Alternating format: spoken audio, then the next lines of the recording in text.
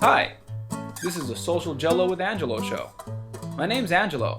I'm a social scientist, surfer, martial artist, and a whole lot of other things. Coming to you live from Kasai City, Japan, the Social Jello with Angelo show. What's up? And welcome to another episode of Social Jello with Angelo podcast.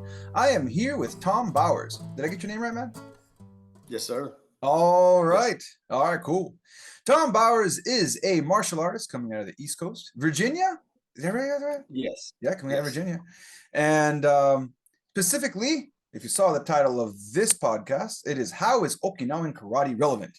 So I practice a style called Kajikembo, and I also do a lot of jiu-jitsu and MMA and a bunch of other stuff too. I also coach in a lot of different styles, kickboxing and stuff like that.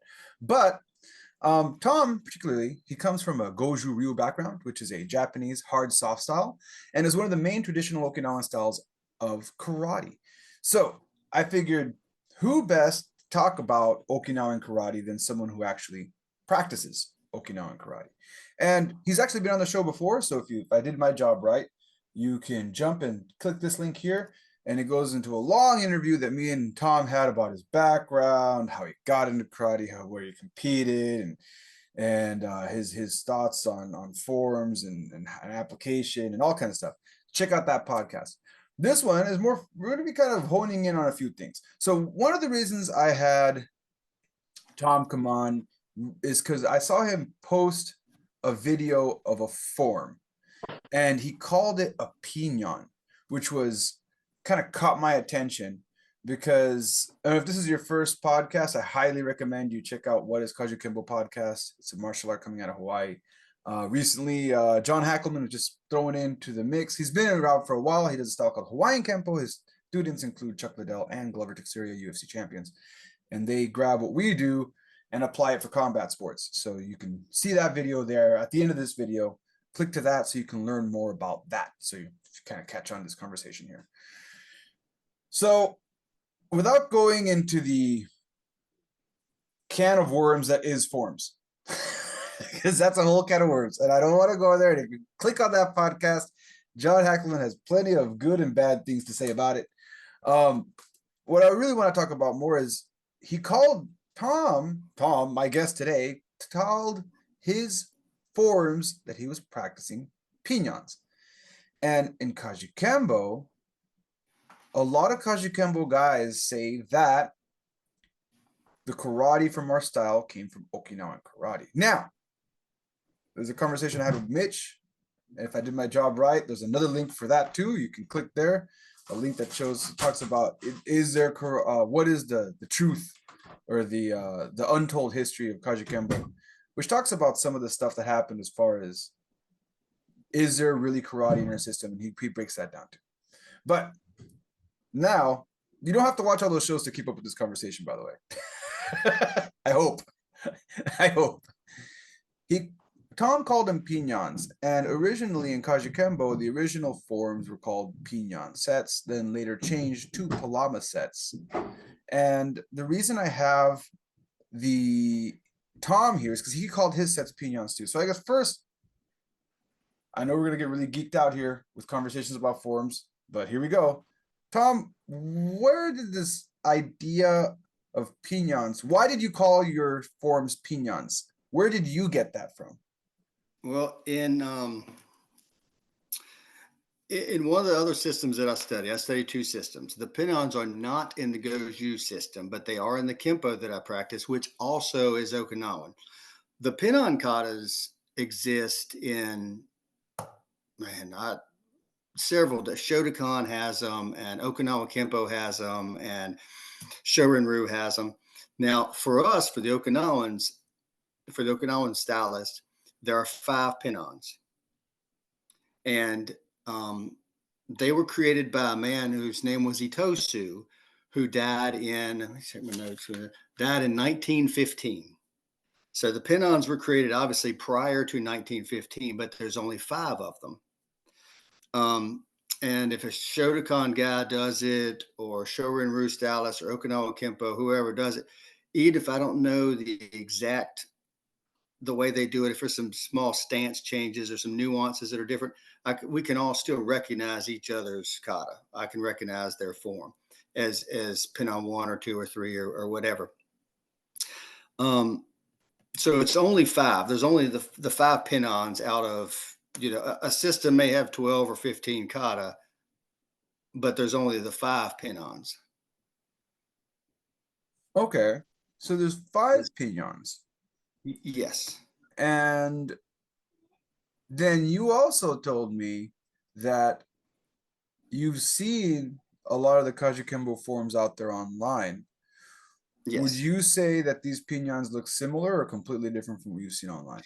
No, they're 100% different.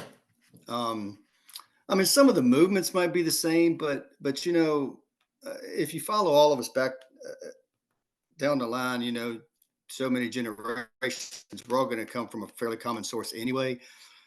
And there's only so much stuff that you can do differently, but the only kata that I've seen, well, in reference to the pin-ons, and I don't train Ed Parker's Kempo. I've never trained Ed Parker's Kempo.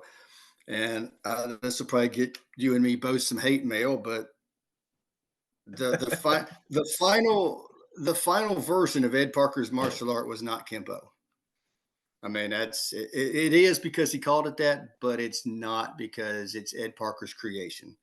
So, that's just the facts, and that came out of his mouth too. So, but his earlier versions of training, and I'm sure must have had this in Hawaii, but his earlier versions of training before he created the other forms, long form, whatever other forms he created, his earlier representation of his system, he did the pin-on katas from Okinawa.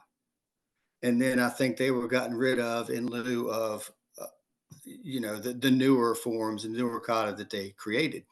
But it's in Kajikembo, a form that I recognize almost step by step would be their Palama set 11. Palama set 11, if you can put the two side by side. Palama set 11 is the Okinawan kata Naihanshi Shodan. Nobody can look at those two katas and say that they're not the same kata. And the funny thing is about that, and by the way, for those of you who are watching this, we are going to get to how is Okinawan karate relevant, or if it is or isn't relevant, we're going to get to it. But we have to have this conversation about kata. We have to, because these traditional styles are centralized around kata, and that's why I told you earlier, if you hate kata, you're probably going to hate this podcast. But you got to remember that a lot of traditional styles, the way they didn't have YouTube. Okay, now we have YouTube, which is why stuff like Brazilian Jiu-Jitsu is becoming so popular, and a lot of these modern martial arts don't have to rely on kata anymore. But when we're talking about 1915 and pre-video, we're talking about pre-camera, kata is how you put together your system and taught it to the next generation, right? So that's why. Please be patient if you haven't already started hating on me in the comments. What's interesting about what you just said about Pinion 11 being, or also Palama set 11, Palama Pinions being interchanged by Kajikembo guys because they started using the word Palama later, is some have talked about how the later sets were actually the earlier sets. So when we say stuff like Pinion 1, 2, 3, 4, 5, or Palama 1, 2, 3, 4, 5, these are just the orders that we teach them in, but they aren't the actual orders that they were created in. And some have said that the later ones were actually the first ones, and the numbers got switched. More problems. We have no rules about whether you get to keep one or not. Whether you decide to keep a form or not in your system as a Kajikembo guy is individually done by each school. So in other words, a student can choose not to teach any forms or to teach 5 of them, and then they can do whatever they want. Whether people get mad at them is a different story, but they can do whatever they want. But in other words, they can grab Palamas 11, 12, 13 and say, oh, these are my Palamas 1, 2, 3, or or mix and match and do whatever. And that's why it's so hard.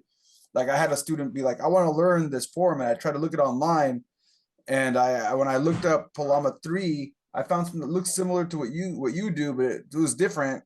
And that's why I had to make my own sets. So that's like the what's the word I'm looking for? That's the footnote I need to make on that statement real quick about the Palama. But go ahead and continue on your observations. Was there any other ones that you saw, or just that one? No, that's the only one that I saw that jumped out at me as being an obvious, an obvious thing. But there has to be some other connections too. And the reason the Nihonchi kata kind of jumped out, I don't know the lineage, and I'm not representing any association right now or organization. I don't belong to any, so I'm not going to do what I've seen done by some people where they twist the history to make sure that their group comes out looking golden. I'm not going to do that because it's not important to me. That's not important to me as far as is that I love the history, but I'm not representing anybody other than myself. So, but if the lineage, and I've heard rumors that it did, but I can't say, of Matosi, who would be, if you're Kajikimbo, Matosi would have been in your direct line, right? Yeah, Matosi and then William Chow. But Okay. so it goes Matosi first, and then later William Chow. Those are all the Kempo connections in the beginning. Okay. Without going in a long conversation. Again, anybody who's interested in all this stuff, please click that link with Mitch Powell. We spent an entire hour talking about that I don't feel like rehashing right now. So yeah, go ahead. I had heard that Choki Matobu, somewhere was in that line also. Okay. And he had been to Hawaii, and I know that he had written some books. Let's see, when did he write that book? I know that he wrote books in the 1920s that had Kempo in the title. This was in the 1920s. What was that guy's Matobu, name Choki, Choki Matobu, Motobu. And he referred to what he was doing as Kempo. It's my understanding, I wouldn't swear to it in court, but it's my understanding that he had went to Hawaii, I don't know if to teach or vacation or something, but the Kempo is the term that he used for his Okinawan karate.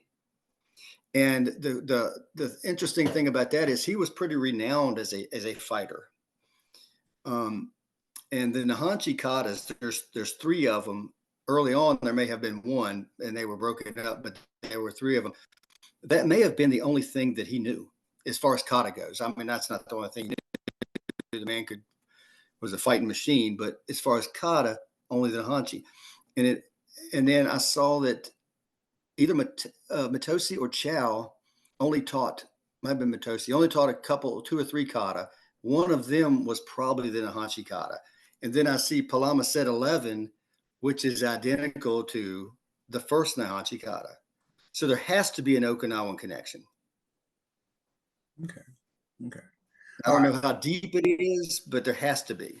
Yeah, and I say, like, when I looked him up, there's all these books online: Okinawan Kempo, My Karate Jutsu, Legend of the Fist, and his name came up. Motobu Choki came up, and several other books that were written not just by him but by other martial artists.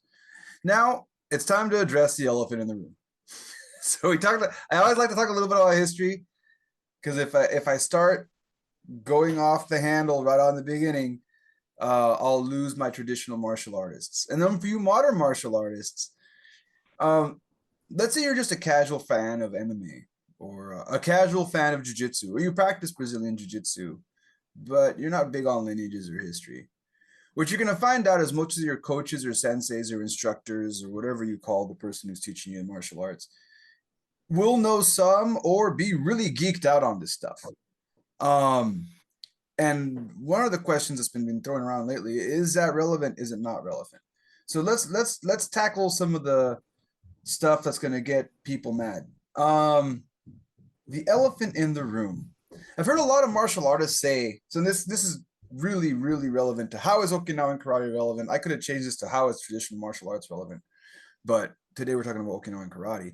I've heard a lot of people talk about fighters in Okinawan karate, fighters in Kempo, fighters in Kaju Kempo, fighters. They throw that word around. These guys were fighters.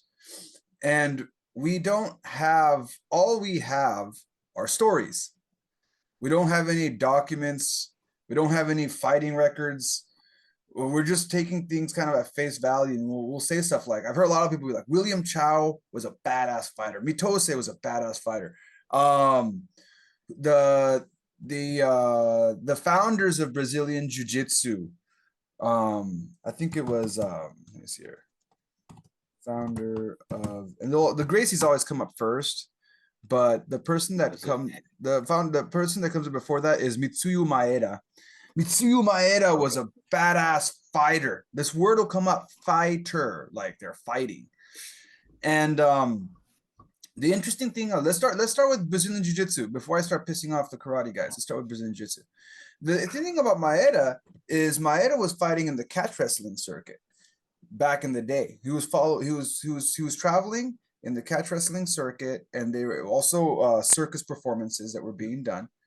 And they were doing what's known in catch wrestling as either a shoot or a catch. In other words, some of the stuff you see are real fights. Two guys will go in, they'll start really fighting, they'll go at it. Especially if they go into a town. But sometimes to promote the fight, they'll have a secret member of their team in the crowd. So they would do these, oh, he challenged anyone. You hear that's a lot in Brazilian Jiu-Jitsu. And not just their founder did this. A lot of the other guys, some of the Gracies did this too. But the whole idea was, before Vale Tudo, there was catch wrestling. Then it became Vale Tudo, and they were all real fights. Well, most of them anyway. Now, they'd have a secret guy in the crowd, and that would be someone who came to the town like a month earlier, 2 months earlier, and inserted themselves into the town as the town tough guy. So this guy, there were mining communities and stuff, they would be working. And then when they would do that challenge, first a few people from the town would come and challenge the person in the middle, maybe Maeda or whoever the big name was. He'd take them out quickly. And then their big town tough guy would come in. And then that would be like the actual unsaid match. And it was unsaid that was the catch. So there you have a shoot and a catch in the catch wrestling. Shoot meaning we're really going to fight. Catch meaning we're kind of doing pro wrestling. So we're going to kind of put on a show. And it was unsaid that was their guy. So everybody at this point, the guy's been working there for 2 or 3 months. He's got a reputation as a town tough guy. He already started doing some wrestling or grappling or some sort of fighting amongst the town already. So then this guy would lose, and then it would like the circus performance, whether it was Maeda or Brazilian Jiu-Jitsu. And this was done like a long time ago in different styles, right? And they're like, oh, that's our tough guy. That's our tough guy. That's the guy. So he lost. Oh man, that Brazilian Jiu-Jitsu or judo or whatever that guy was doing, or that catch wrestling, that was really tough. That's the thing we want to train in, right? And that was kind of like one of the things they did. So now my question is, now that I picked on Brazilian Jiu-Jitsu, what do you think about that term, fighter? So you were telling me like Choki Motubu was a badass fighter. So what makes you feel that? And what legends do we have do you have? Because I don't know anything about him. Well, from him, I don't know. I look at fighting, and fighting is a dirty word for some martial artists. They try to dance around it. I know one in particular. He's a Kaju Kimbo guy. I know one in particular. He's like, we don't train to fight. We train for self-defense. No, we train to fight. There's sparring, which is playing. You and me could spar and then have fun and go out to a buffet afterwards and no hard feelings. Then there is self-defense, which is one person wants to fight and the other one's unaware. We're both martial artists. We understand the difference. And then there is fighting. Fighting is 2 guys that are going to fight. You and me are going to fight. You know what's up. I know what's up. There's no referee. We do train for self-defense. You, me, all of us probably that watch your show. A self-defense situation, if it goes on for more than a few seconds, is a fight. Plain and simple. I mean, that's just the way. If I can't do something to damage or stop somebody's desire to hurt me or somebody else within a few seconds, now we're fighting and we both know what's up. The reason when I say somebody's a good fighter, Matobu, for example, I've heard repeated over and over and over again. Of course, I wasn't there. This would have been a long time before I was around, but that he fought a boxer from somewhere from in Europe, a heavyweight boxer from Europe. And so that's a fight. And he apparently hurt him in really, really short period of time. And then if I look at what his training was, and then I compare it to my training and other training I see today, simplistic. I look at photographs of him, and I guarantee he wasn't doing any jump spinning crescent kicks or anything like that. Just based on the photographs I've seen of him, he probably wasn't doing anything overly acrobatic. So very simplistic training.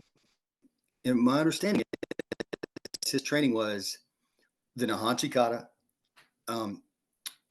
conditioning, which basically Hojo Undo, which basically is supplemental training, but we would just refer to it now as weightlifting, and then sparring. And that was his training. Now, but when I say he did the Nahanchi kata or any kata, if we're looking at anybody else, what you have to understand with Okinawan karate, true Okinawan karate, not now when people pay lip service to Okinawan karate and they just get through their katas because it's a belt requirement. But when they're doing their kata, the benefit of the kata is not the choreography. Choreography is useless. If all you're doing is the choreography of this thing, I might as well learn how to dance. It's the same thing, and one is just as valuable as the other. But what they did was they took the movements and broke it down, and they partner tested, they pressure tested, and they worked the technique over and over and over again into drill form, 2-man drill form. And because that's what Matobu did, such a small amount of information, sometimes you're a better fighter being well versed in a smaller amount of information than if you had an infinite supply of information that you just touched on. So based on what I understand about his training and from what I have read from contemporaries who are supposed to have been there at the time, that would lead me to believe that everybody's not lying, Now, the common sense part of me is saying that stories they grow.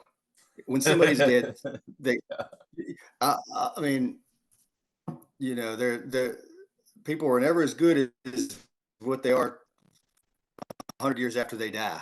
I mean, yeah, I saw a guy walk on water and he could levitate and he could, whatever. But trying to sift through all that, I think that would have made him a good fighter based on the simplicity and also, from what I understand, the severity of his training.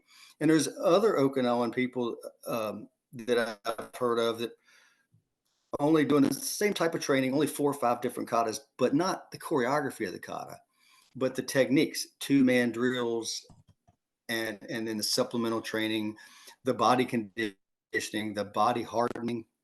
And one of them, for example, and I can't remember his name, he said he liked to take his advanced students into the red light district of Naha City and have them go to chicken fights and hang out in the red light district and drink and go to brothels and basically do things that are going to put you in a situation to where, we're not worried about that imaginary code of Bushido. We're coming out here to drink and fight.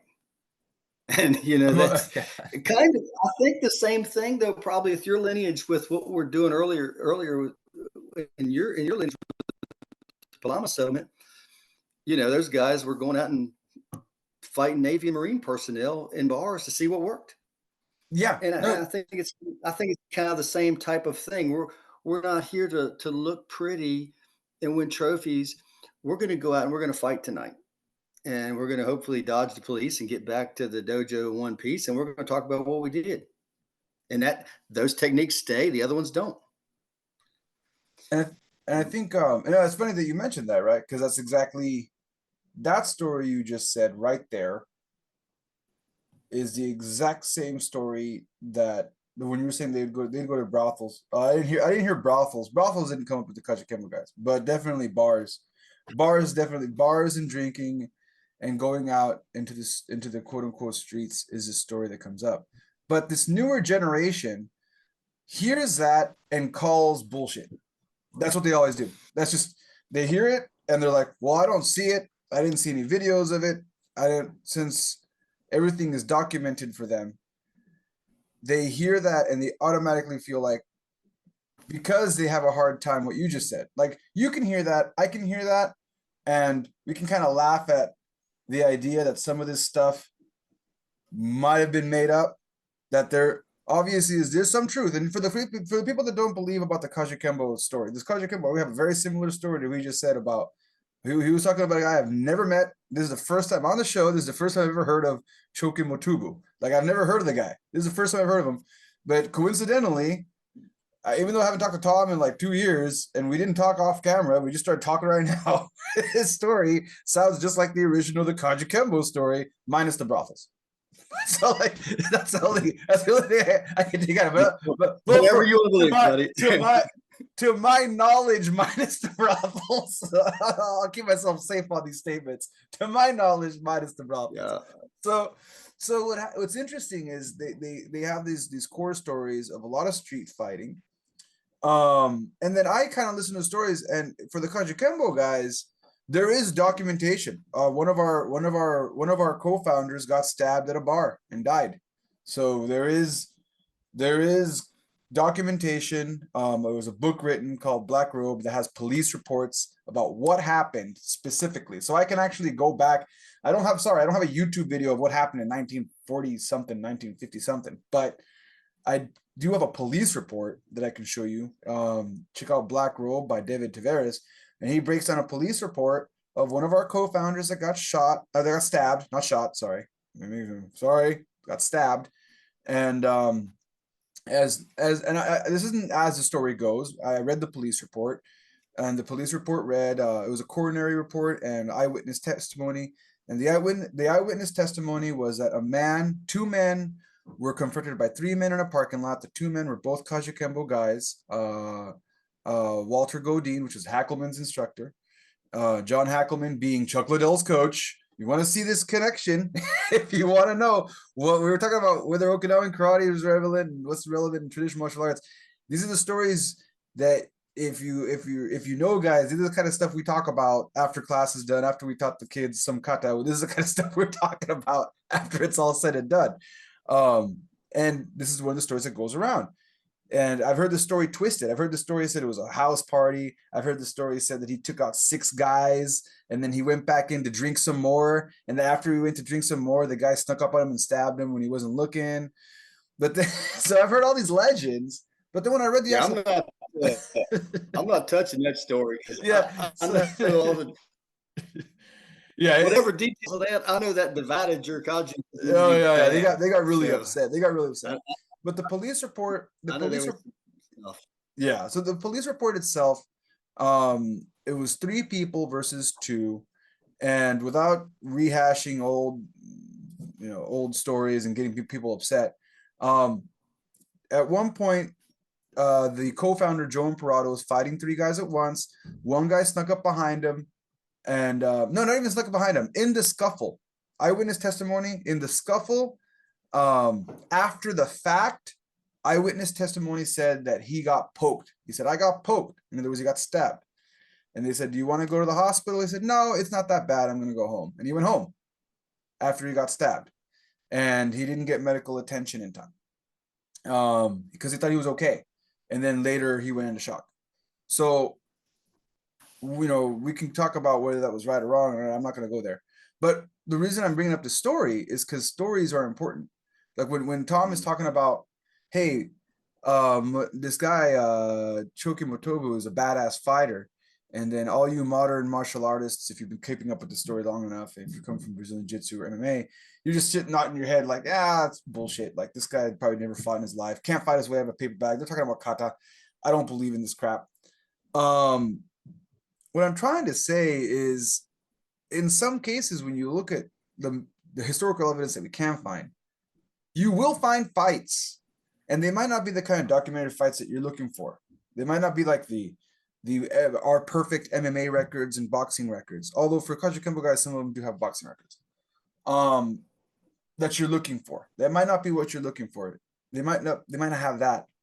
But when you have enough people confirming, like he just said, enough stories confirming that, all right, maybe he wasn't. Well, I heard legends that Masoyama, I don't know how many bulls he knocked out. Masoyama supposedly kept knocking out cows. I don't know what he had against cows, but he really liked to beat up on cows. To the point that eventually animal rights activist group confronted him on it, and it's like this big thing in Japan. So like you'll always have these weird legends, these quirky little legends, these quirky little stories come up, no matter what style we're talking about. These quirky little stories come up. No. And you gotta sit there and wonder how much of it was true. I mean, some of it must have been true, because not that. Why would so many guys talk about it? Most of it. I think a lot of it's based in truth. I do think some stuff has been embellished. And we're speaking of Masoyama. There's no question in my mind Masoyama was tough. The people and I can deduce that by looking at the people that he produced. I mean, the people that came out of his Kyokushinkai system are rough. I mean, many of them are rough. They owned K1 for a while. I mean, they were hard as nails. So, and I know that he instilled a type of training in them, but we also, as martial artists, we can't forget. And I tell this to my students: don't listen to what anybody tells you as far as your techniques and as far as anything goes, martial arts related, and lose your common sense. You have to be grounded in reality. And I've heard other stories, differing stories on Masoyama. Did he knock the horn off of bulls? Yes, there's video of that. Was the horn cut prior? As part of, like you're saying, like a catch. Was the horn cut prior to sell his system that he was trying to promote? Maybe. The ice and the rocks and stuff that he broke, were they tampered with prior for the same reason? Then stories it goes from knocking the horn off a bull to killing a bull with a punch. And I can't, I can't go with that at all. I can't believe that at all. You can't. I live in an agricultural community in Virginia. You can't kill a bull with a punch. He supposedly killed. I mean, you can't. Yeah. He supposedly killed so many of them that an animal rights activist group told him he needs to stop killing bulls. And it's what stories get embellished, and sometimes they get embellished, not trying to be malicious. They just get embellished because the students or the people down the lineage embellish them. A couple of reasons. One, I think people feel like it gives their training more legitimacy if, well, my teacher's teacher's teacher used to kill bulls. Well, somehow that skill or toughness wears off on you. It doesn't. So stories might have got embellished because of that, and then it became the folklore myth became legendary, and then it became repeated enough. It became, quote, truth. Yeah. Well, we can't lose our common sense. Did a man kill a bull with a punch? No. Did he knock the horn off a bull? Yes. Was it tampered with? I don't know. I wasn't there. But I think you came up with a good point. Is he a tough man? Yeah, I mean, look at him. Like you said earlier, like you can look at pictures of these guys, right? You can find pictures. And here's Masoyama as a young guy. I mean, he looks like the kind of guy I would see in the UFC. Like he's got the body type. He's definitely not that man right there in the larger, not that picture, but the larger one that you just had up. This one here. All right, where you're at right now, yeah, that one. That's not Masoyama. Oh, okay. That's a man named Sone Chu. Oh, here's Sone Chu. Masayama's, I guess, instructor-ish. He was a Goju practitioner That's what it says here. Yeah. in Yamaguchi's dojo, which ended up becoming the Goju Kai.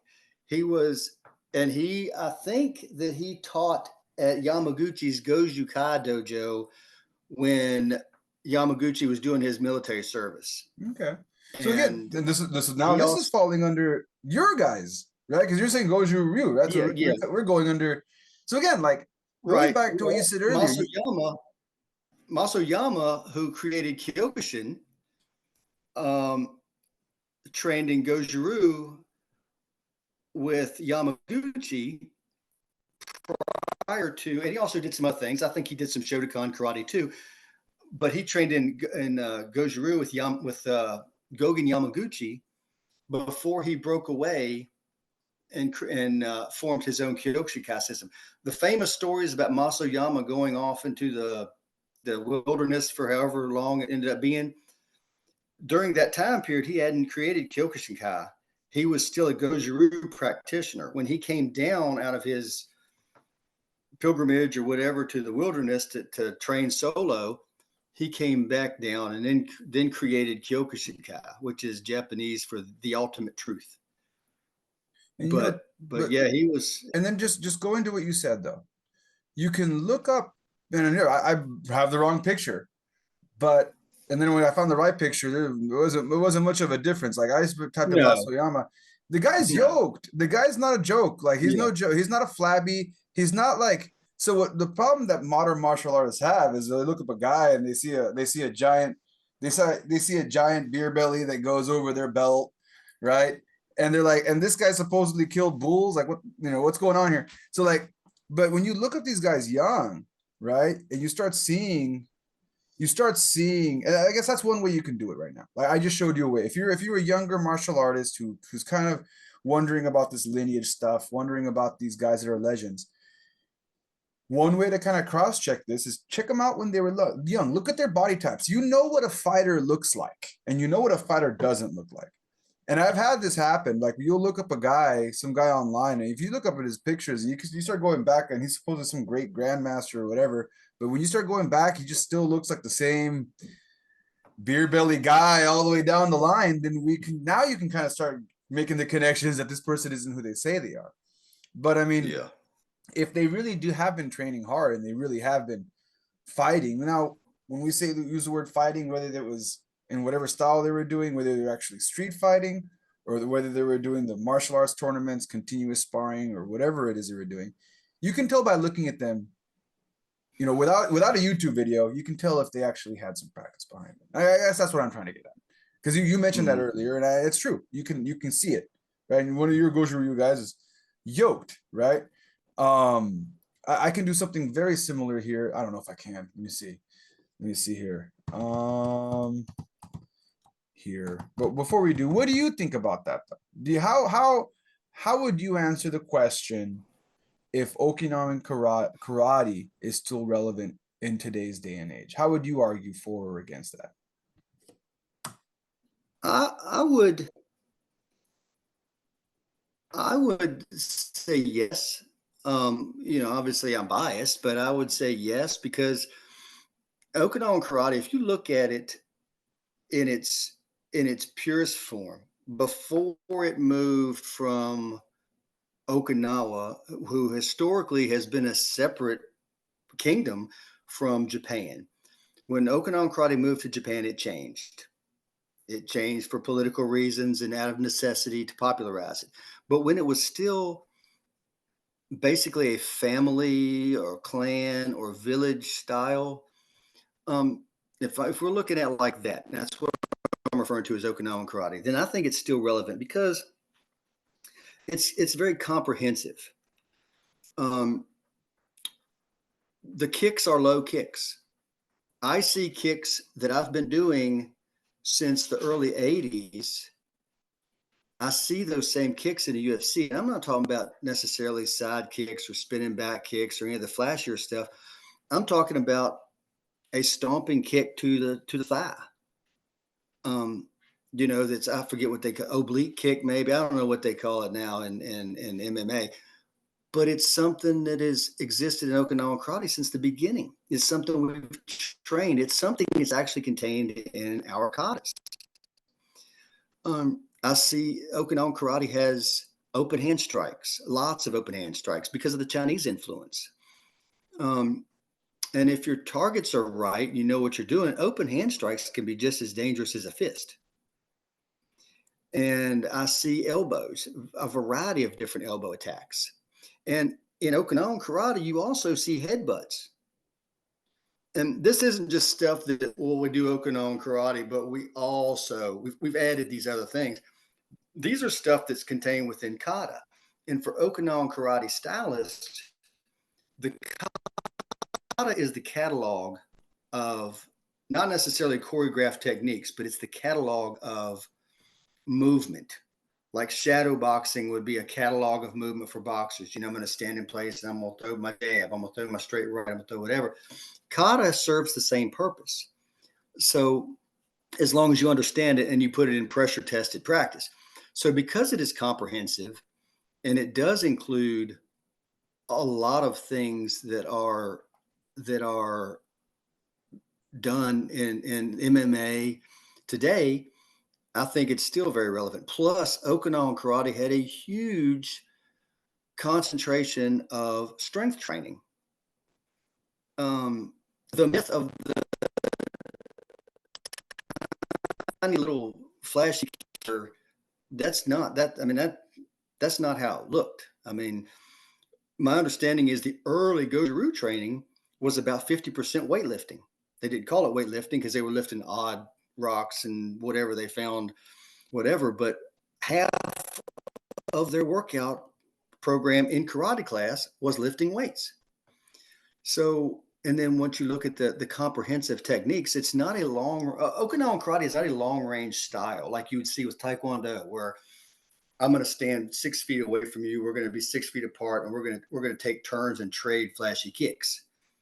It was real Okinawan Karate is you're close. I mean, no farther than arms distance away, and more than not closer than that. What? So yeah, like I said, Okinawan Karate, your arms reach or closer, and that's something that gets pigeonholed too. I think people look at judo as grappling. People look at jujitsu as grappling. People look at, aikijutsu as grappling. And then people pigeonhole karate into boxing with kicks. And that's absolutely not true. That sort of evolved into that once it moved to Japan, because Japan didn't have the necessity for another grappling system. So they focused on the striking. Japan already had judo. So they didn't pay attention to about half of what the curriculum of true Okinawan Karate was, which true Okinawan Karate is lots of grappling. There's grappling, stand-up grappling for the most part, throws, neck wrenches, neck cranks, joint locks, arm bars, small joint manipulations with finger locks, which of course was borrowed from the Southern Chinese systems, in addition to the punching. And the punching wasn't done just randomly. The punching was typically done, specific targets. Whereas a jiu-jitsu person, a pure Brazilian jiu-jitsu, they may use grappling as a way to end the match, a way to get the tap out, which is a submission. Looking at Okinawan Karate, while I feel like it is still relevant, we don't look at grappling as a way to end the match. We look at grappling as a way to manipulate our opponent into position to end the match. So instead of grappling for a tap out, I'd use grappling to maneuver my opponent into position so that I could put him to sleep with knees or elbows or just hard hammer fists or punches or whatever. The grappling is a means to an end. It's not, a tap out is not the final goal. Because we weren't Okinawan Karate, you can't look at it as a sport. But even though it's not a sport, I think the lessons learned from that are still very relevant and can definitely still be relevant in today's modern martial arts and including MMA. So you mentioned something very important. Does that make sense? It does, and I'm going to mention something very important. So I come, for anybody who will want to say, I got a brown belt in Brazilian Jiu-Jitsu, and I specifically teach no-gi Jiu-Jitsu, Jiu-Jitsu for MMA, and also recently I started teaching sports Jiu-Jitsu with the gi. Why am I separating these three Jiu-Jitsus? These are all Brazilian Jiu-Jitsu, by the way. I've only studied Brazilian Jiu-Jitsu. I've never done judo. I've never done anything else but Brazilian Jiu-Jitsu and submission grappling. That's what they call it in Japan, which has a catch wrestling background. But submission grappling is pretty much Japanese is jiu-jitsu done in Japan for MMA. I learned this training at MMA schools in Japan. I live in Japan. So that's why I'm separating these three things here, because it's going to come right back to what he just said about why you're grappling, what grappling is. So Tom doesn't come from a Brazilian Jiu-Jitsu background, but I do. Lately, I've had to explain this, what I just told you, to other Brazilian Jiu-Jitsu guys. Because lately, I've been getting in trouble with sport Jiu-Jitsu guys that do gi Jiu-Jitsu. They come to my school, they see that I do gi Jiu-Jitsu. I recently added it to the menu because I recently got certified in it. And they come in and they get mad saying that I'm using techniques that are not allowed in gi Jiu-Jitsu. Because I'll be honest, I still don't, I'm a brown belt, I'm not a black belt. I still don't know all the fine details of there's a lot of rules between these three things. There's a lot of rules between Jiu-Jitsu for MMA, sport Jiu-Jitsu, and no-gi Jiu-Jitsu. All three of these things have different rules for their combat sports. Now I'm not even going to include the Jiu-Jitsu I do for Kajikembo, which has no rules. Not even going to throw that into the mix. I'm just going to keep it to combat sports. With these three combat sports, I'm constantly getting in trouble, mostly with the sport Jiu-Jitsu guys, with gi. I'm mostly getting in trouble with the gi sport Jiu-Jitsu. The no-gi guys are kind of like, wow, never really thought about that way. You're kind of aggressive. The MMA guys, they're all for it. They're like, that's awesome. I love it. I've never had an MMA guy complain about how I approach Jiu-Jitsu. All my complaints come from gi Jiu-Jitsu guys. The reason being that gi Jiu-Jitsu has very specific rules about leg locks. I'm not even talking about small joint manipulation. None of these three things have small joint manipulation. Kajikembu does. These three don't have small joint manipulation. They just have gross motor skills. But even amongst their gross motor skills, they don't allow sport Jiu-Jitsu has really finicky rules about toe holds, heel hooks, how you enter the leg lock, how you enter an ankle lock. Are your legs parallel or cross? If your legs are cross, then certain belt ranks aren't allowed to do it. If you have a heel hook and you twist I think it's white to purple, they have like rules of what colors can do it, what belts can't. And then I thought once you got your brown belt, we've finally unlocked the next level of grappling where it's a little more open. And recently I got yelled at by a black belt who said I didn't know what I was doing because I caught him in a toe hold. And he said that the way I did the toe hold was illegal. And he acted like I insulted his mother. So he was really upset. And I had to be like, hey, I'm not trying to, dishonor you or your family or anything. This is just, and now I have to have this conversation every time. But what you just mentioned right there about using grappling to control your opponent is the original Gracie philosophy. This guy's mad. He loves the Gracies. He's a sport jiu-jitsu guy. He refuses to do anything outside of a gi. He won't do it. I asked him, do you want to come in for MMA? No. Do you want to do no gi jiu-jitsu? No. I am a sports jiu-jitsu player. I'm like, okay, cool. That's your identity. I'm not gonna get into martial arts, gender politics, identity politics with you. If that's what you are, then that's what you are. It sounds good. You have to ask their pronouns.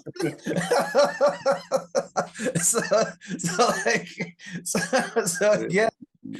But the Gracies talked about what you just said, and I think it's kind of, as time went by, because it's how many sport jiu-jitsu guys get out there, it suddenly says, like any outsider looking in, like you, is like, oh, they're all about the tap out or controlling the position to get the tap out. When in reality, Brazilian Jiu-Jitsu, the reason they have that point system where if you mount them, I think you get 3 to 4 points. If you get side control, you get 2 points. If you escape their guard, they have like this whole point system was revolved around the idea that they didn't want to be punching each other in the face and hurting each other, but they wanted to practice with that intensity. So they said, okay, we're going to reward you for manipulating the person with grappling and putting them into advantageous positions or striking. That was the whole reason they did it. But they've lost it. Like I'm not going to say they lost it. A lot of the schools have gone so far down the path of sport that they kind of forgot that that's what the point system was for. And that's what, and you just mentioned a great point. The outsider looking in is like, well, they're not even trying to strike anymore. It's like, well, yeah, and you're not wrong. Like I'm gonna say that's what I said. You're not wrong. That observation is not wrong. That sport jiu-jitsu guy that I told you about, he does not know how to punch. He does not know how to kick, nor is he interested in punching, kicking, or defending against punches and kicks. He's a sport jiu-jitsu player. He just wants to go out there, get some, like a judo guy. An Olympic judo guy, he just wants to go out there and stand on the podium, and he's got these sport athletic goals. And yeah, so some of that's necessary for safety. I mean, you have to have a rule system for safety. I mean, we see the same thing in point sparring. Obviously, we can't do 90% of what we train in dojo. You can't do in point sparring, and I understand that. That makes sense because I don't want to get crippled up in a point match. I don't want my students to get crippled up in a point match, and I don't hurt anybody else in a point match. And but the downside of that, which has happened, what I see, which sounds like the same thing has happened with your experience, is because that is the way the vast majority of the martial artists are going, and then your good athletes, we can't train to fight in a parking lot anymore, really. I mean, we can train for it, but we can't go out on Friday night and fight in a parking lot like maybe they could decades ago. So to be good, to prove yourself, you go to a tournament, and tournaments have very strict rule system.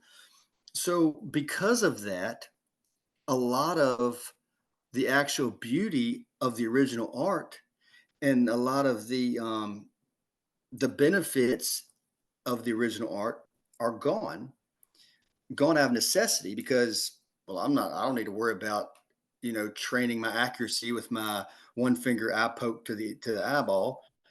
I'm not going to use it. I'm going to use a back fist instead because that's how I get points. So a lot of the good stuff, a lot of the practical stuff and the original intent is gone because I think people don't care about it. And 2 or 3 generations of being, I guess, for lack of better, watered down, you have what we see now. And at least I can speak for the karate community. We have what we see in the karate community. Karate schools being really good daycare for kids because it's pretty safe. It's not hard contact. Nobody really gets hurt. Everybody's nice. And, now we go back several generations prior to me. When you go to karate class, there's a really good chance you're getting hurt. Actually, one of my dad's first training partners and instructor was in Japan, and he trained at Yamaguchi's Goju-kai dojo, and he also trained at Masoyama's Kyokushin dojo. Those 2 men served as advisors for each other's dojos, and he would take a train to go to one, and then on the other day, he'd take a train or whatever to the other one. And he finally dropped out of the one. And the story I heard is what he told Dad. He said, I couldn't train there because they had to stop class, every class. They had to stop at some point to help somebody off the floor who was injured or clean up blood. Now, can you imagine one of us trying to teach in that climate today? Oh, sorry, Mrs. Smith, we got to stop the floor. We got to stop fight. We got to mop your son's blood up off the floor. He'll be fine. You can't do that. And I'm not saying we should do that, but I am saying that that's an example of every generation. You almost have to make a conscious effort to not lose your roots because every generation, training wise, well, people wise too, they're getting softer and weaker and you do things. I actually heard about my own dojo. I was teaching traditional karate at my own dojo, and another guy was taking karate someplace else, typical karate school, and it didn't work out for his work schedule to train there. So it did work for his work schedule to train with me. And he told his instructor, he said, nothing against you, but my work schedule is not allowing me to come to class. I'm going to this other class with these guys, me and Dad and our people. And that man told him, don't go there, because all they're going to do is hurt you and teach you how to hurt people. That's all they do. And now, which is not really true. I can't sit here and advocate for violence. And I don't think any responsible, mature instructor of any system is going to sit there and advocate for violence. But the fact that he recognized that he's teaching this guy what he's calling karate is one thing. And then he recognized that if he sends his student to us, he's going to learn we're going to hurt him, which we're not. And he's going to learn how to hurt people. And I don't want to get into a philosophical discussion about what I feel about that, but